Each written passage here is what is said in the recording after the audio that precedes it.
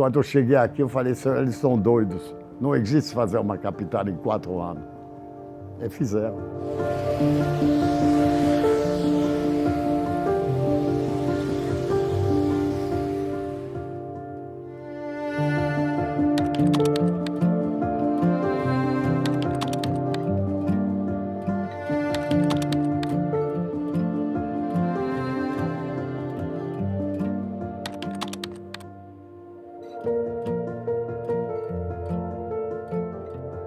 Nasci em 1936, em Bruxelas, de pais poloneses que fugia por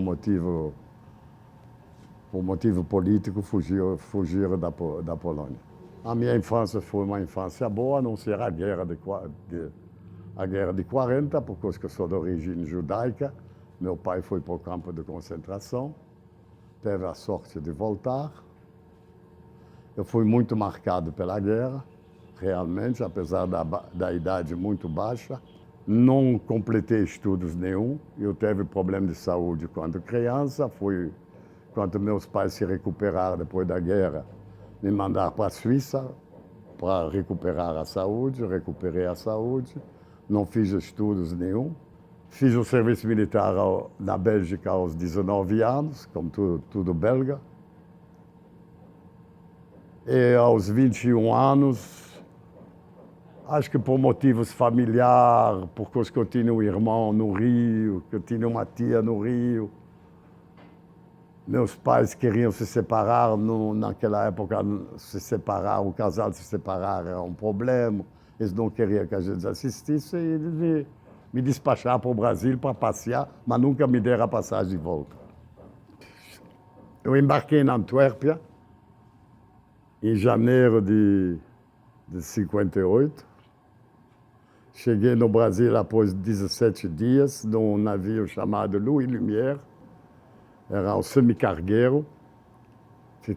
Fizemos várias escalas. Desembarcamos no dia 8 de fevereiro de 1958.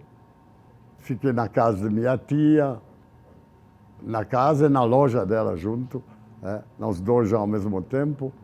Fiquei lá um mês, eu percebi que Rio de Janeiro não oferecia muita oportunidade, a não ser se você tivesse estudo, ser acadêmico, qualquer coisa assim. E alguém começou a me falar de Brasília. Eu me lembro que ele era romeno, mas eu não me lembro o nome dele. Ele me falou, não volta não, eu queria voltar, a saudade dos amigos, da terra amada, não, vai para Brasília, vai para Brasília. Enfim, ele me convenceu a ir para Brasília. Quando eu perguntei o que eu vou fazer lá, eu não sei pregar um prego. Ele disse, não, eu tenho uma importadora de relógio, eu te dou os relógios, você vende lá. E eu peguei o avião, que era o único meio de comunicação na época de transporte. E eu vim para Brasília e comecei a ser camelô. Exatamente a palavra camelô. Comecei a vender relógios na rua, lá no Clube Bandeirantes, que na época era a Cidade Livre. Eu tinha exatamente um mês do Brasil. Aí eu botava etiquetas no relógio, naquela época existia uma pulseira chamada Fixoflex, que a gente esticava assim, botava no braço os relógios, de um lado e do outro, com as etiquetas penduradas, fechava a loja, porque eu andava de manga comprida, e quando eu via um candango, eu abria a loja e mostrava para eles os relógios que eu tinha para vender. Isso é verídico, isso não é piada, não. Eu fui vendendo. Eu fiquei admirado, porque eu tinha muito dinheiro em Brasília naquela época. Era fácil, a vida era muito fácil financeiramente, era difícil do ponto de vista de conforto. Mas eu tinha 21 anos, não tinha muito problema, não. Logo, aplumei um pouquinho de dinheiro, comprei o direito de uma loja e abri uma loja. E aí convenci meu irmão a vir para cá comigo. Tudo foi bem, até que meu irmão desistiu de Brasília, foi embora no mesmo ano, em 58 ele voltou para o Rio de Janeiro. Fiquei sozinho, mas eu tinha uma boa vida. Eu não me queixava de nada, não. Estava muito bom. Quando o Jânio Quadros assumiu, Brasília afundou financeiramente. Eu afundei junto. Isso foi em 1961. Né? Em 62 eu me recuperei porque eu vesti toda a Rádio Patrulha de Brasília. Comecei a fornecer roupa para o governo federal.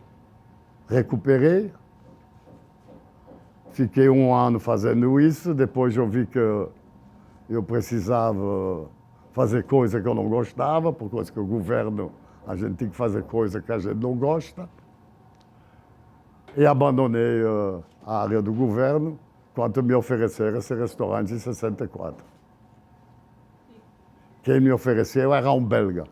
Na verdade, o Roma foi registrado na Prefeitura de Brasília, o documento está no escritório, 15 de abril de 1960. 6 dias antes da inauguração da cidade. O restaurante pertencia ao italiano. Isso foi em 64, 30 de março, no dia da Revolução. Nós compramos o restaurante, ficamos aqui um ano, 2, quando teve uma desavença na família dele, que ele era meu sócio, e a mulher dele, para se vingar dele, me contou o passado dele. Ele tinha sido um SS, não sei se você sabe o que é um SS de Hitler, na guerra de 40, né? E o judeu,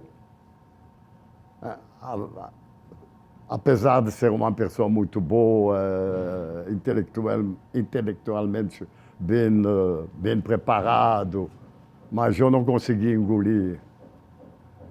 E aí eu tive que me desfazer dele. Aí eu chamei meu irmão de volta, que estava no Rio de Janeiro em situação precária.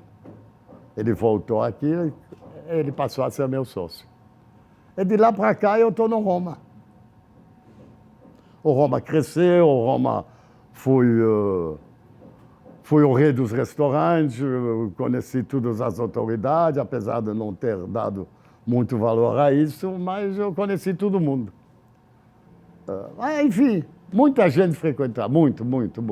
Ninguém daquela época que viveu em Brasília, se não passou pelo Roma, não viveu em Brasília nos anos 70, não. No início era a rotina, 7 horas da manhã, café da manhã, mas aí devagar fomos abandonando e abrimos às 11 horas, viramos restaurante, deixamos de ser um botequim, que nós éramos um botequim. Era um botequim, metido a besta, inclusive. Mas era um botequim. E aí começamos a ser um restaurante à la carte, como um horário mais normal. Se os 6 primeiros meses, o primeiro ano, de vez em quando aconteceu a saudade. Mas depois fui me assimilando, me adaptando. É muito fácil se adaptar ao Brasil. Eu tenho freguês de 3, 4 gerações. Eu já vi muito 4 gerações na mesa. Principalmente, meu maior orgulho é ver o domingo lotado e ter uma fila de espera. Depois de 50 anos, ainda ter fila de espera aos domingos, realmente é uma realização. Eu sinto que eu consegui realizar o Roma.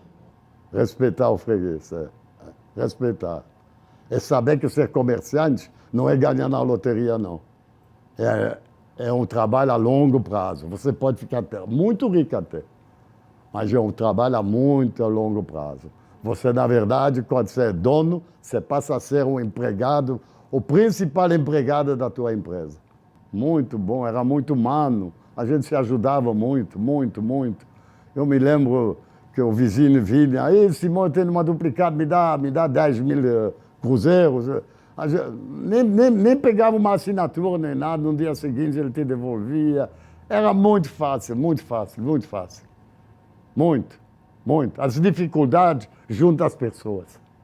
Eu cruzei Juscelino umas meia dúzia de vezes. Eu conheci ele, mas ele não me conheceu.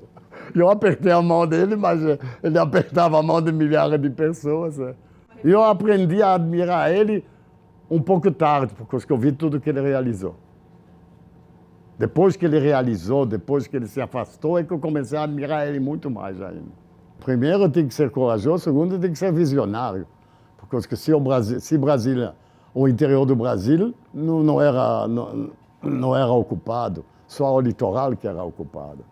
Acho que 80%, 90% da população naquela época vivia no litoral. Que precisava desbravar o interior. Ver nascer uma cidade. Bom, aqui em Brasília não tem mais que 10 mil pessoas que viram nascer a cidade. Ainda, se tiver 10 mil, né, eu estou exagerando, talvez tenham 5 mil que viram nascer essa cidade. Para mim, se eu pudesse escolher uma nacionalidade, eu teria um passaporte brasileiro.